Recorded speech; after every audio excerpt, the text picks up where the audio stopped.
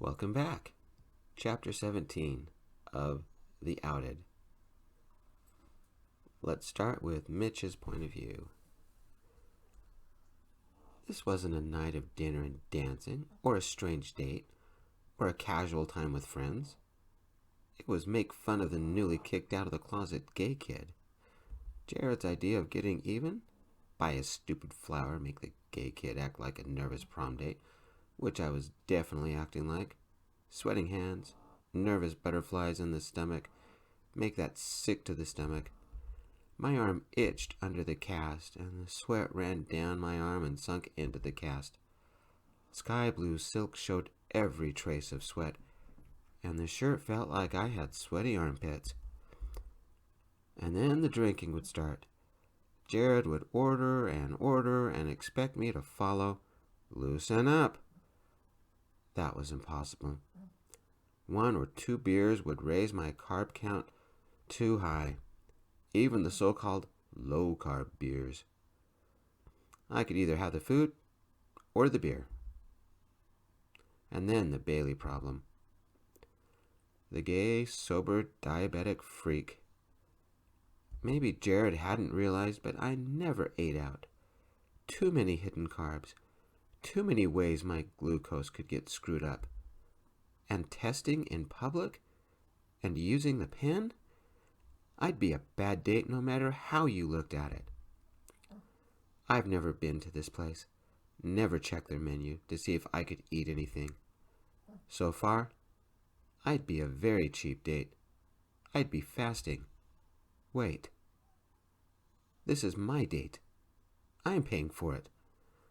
I don't get paid for another 2 weeks, and the little bit of cash I had went into new clothes, a new meter, and test strips. This was not going to end well. All I wanted to do was go home. The day had been too long already. Going to work and karate, longboarding everywhere. I should have called in sick. Everyone said I should anyway.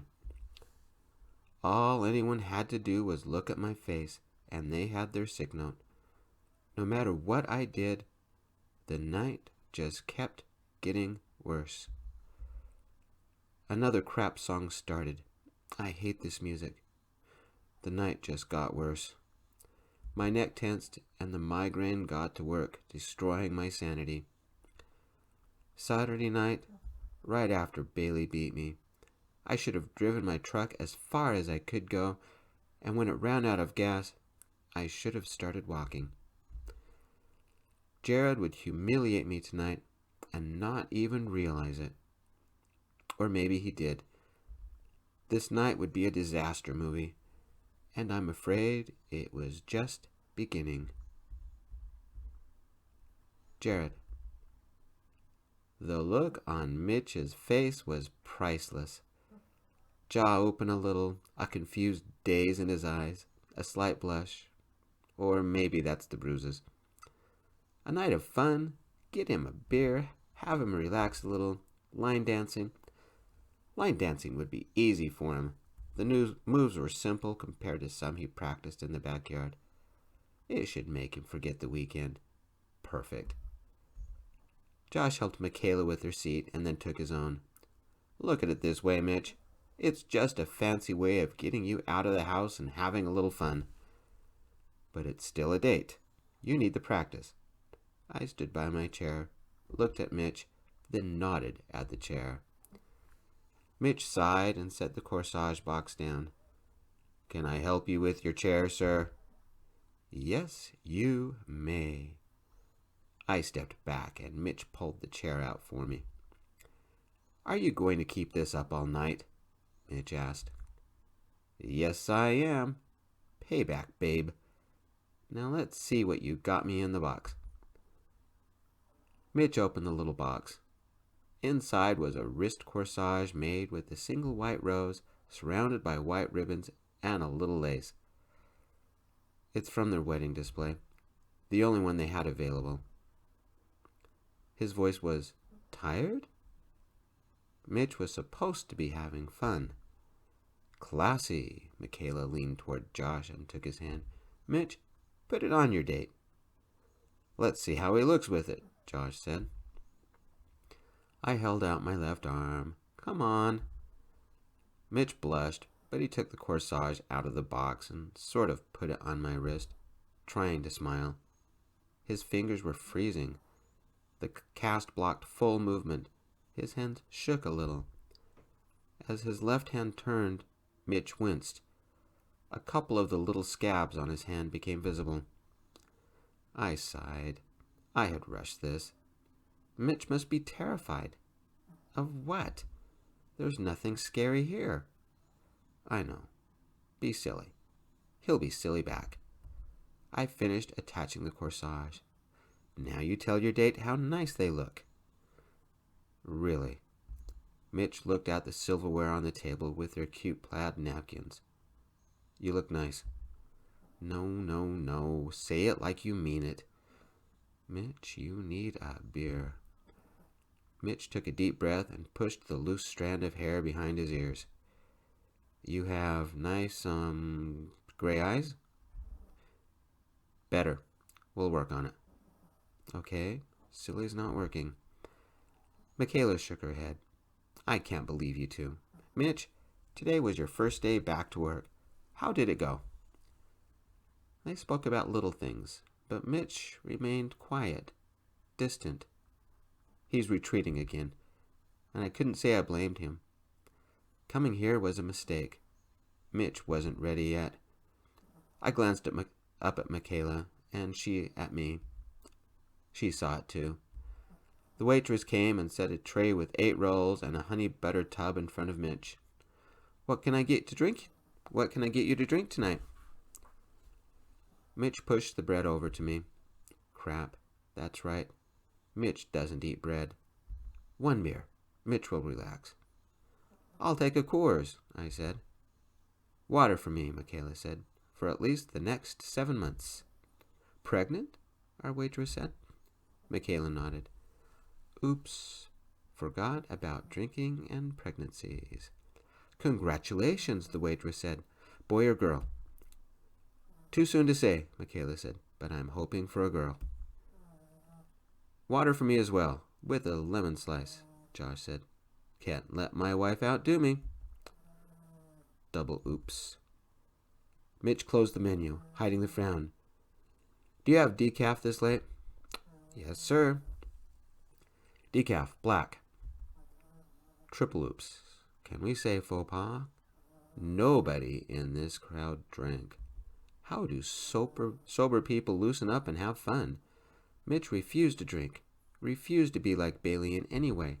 How could I forget that? And Michaela won't, at least not until after the baby was born, and then only the occasional glass of wine. Josh was supporting Michaela. He never drank much anyway, if ever. None of them go out and get drunk 2 or 3 or 4 times a week. And look at the lives they are living.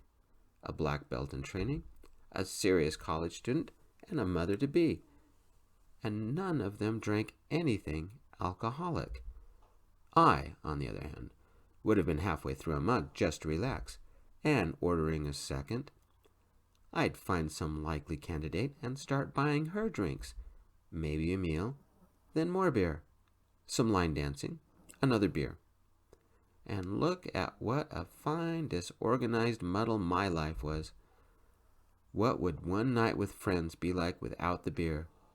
Could I even survive it? What's the alternative? The drunk in the middle of the non-drinkers making an ass of himself?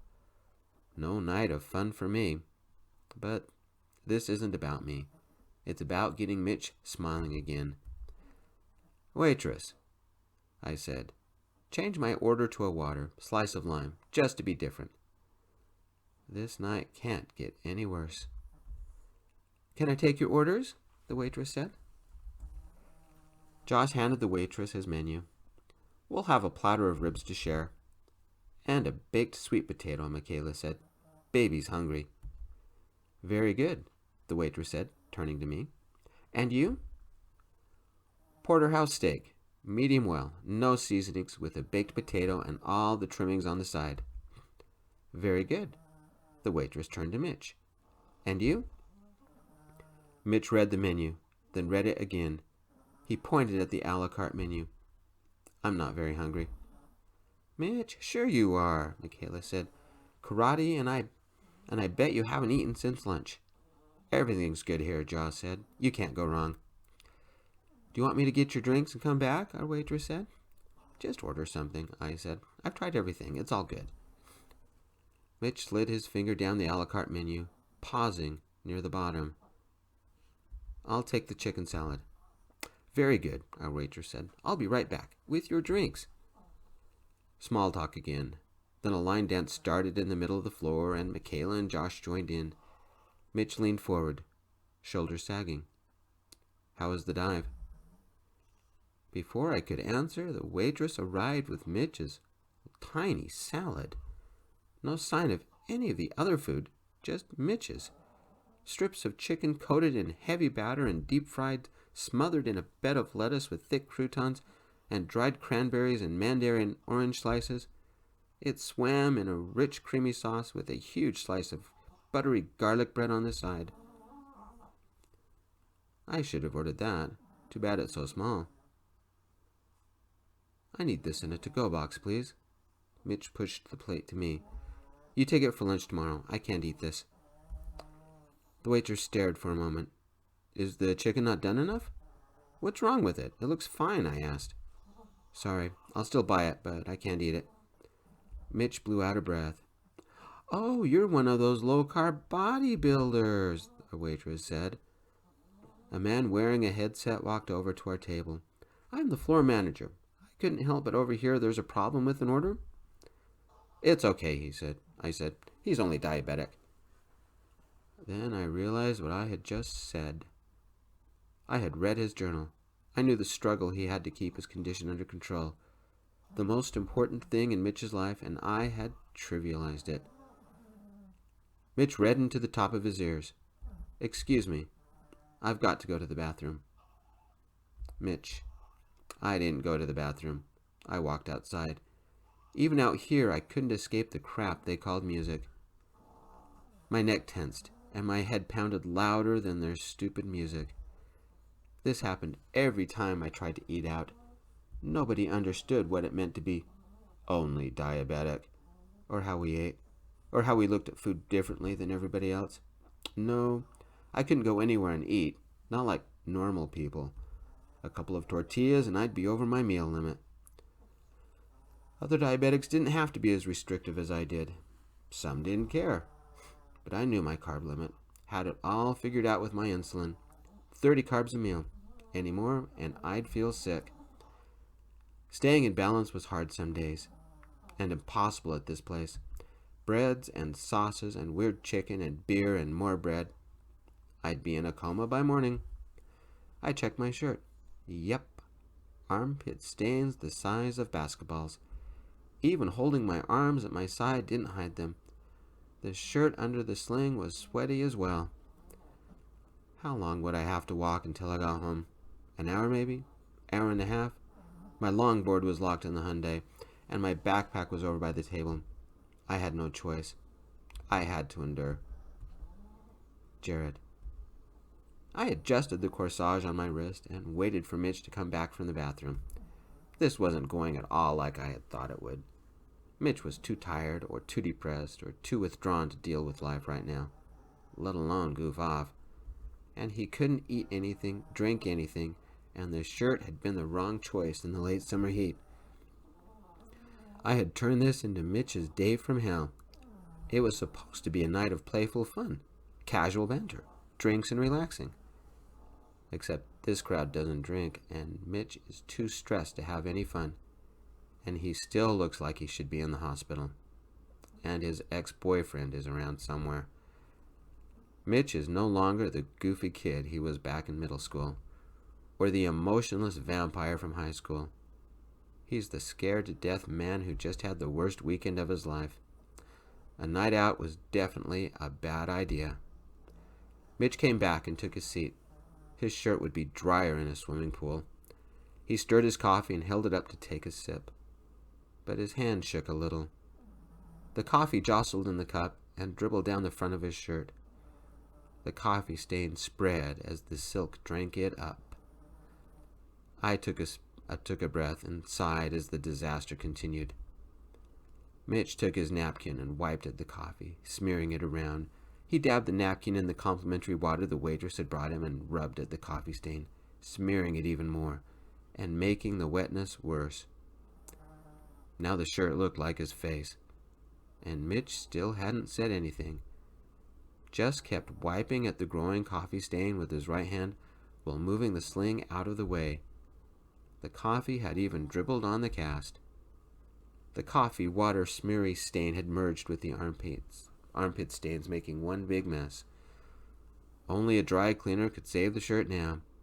Z had been right, but we would need 2 bags, one to cover the bruises and the other to carry the shirt in. Mitch probably had a migraine too. My best friend never went out, except to the Overlook or work or my place, always afraid Bailey would hit him. He had never been able to be himself. And what do? I forced him to wear my kind of clothes and go to my favorite place, and in the process probably embarrassed the hell out of him. And Mitch wouldn't say anything, because that would make Bailey angry. Mitch did the best he could, hiding himself from everyone, even the few people he trusted. He had grown up hiding from the world because that was the only way he could survive. He didn't deserve a best friend pushing him to have fun, or an angry parent that hit him. He needed someone to tell him that he would be okay, that he didn't have to be scared all the time. I took his freezing hand and gently said, "Why don't you check your blood sugar? Take your insulin or whatever you need to do." Mitch let go of my hand, pulled out the lime green backpack, and got his kit out like a robot. A quick test, he wrote down the results, got out the pen, and airshot it. His hand still shook. The waitress came back with the food for Michaela, Josh, and me. Mitch had already received his, a cheap little side salad he couldn't eat. She watched Mitch as if he were behind the bars at the zoo. She stared at the ruined shirt and the napkins lying beside Mitch. She looked at the glucose pen as if she had never seen one before, and took a half step back. Is that why Mitch always felt like he was the freak? She glanced at the cast and the bruises, at the quick way Mitch pulled his shirt up a few inches and used the pen.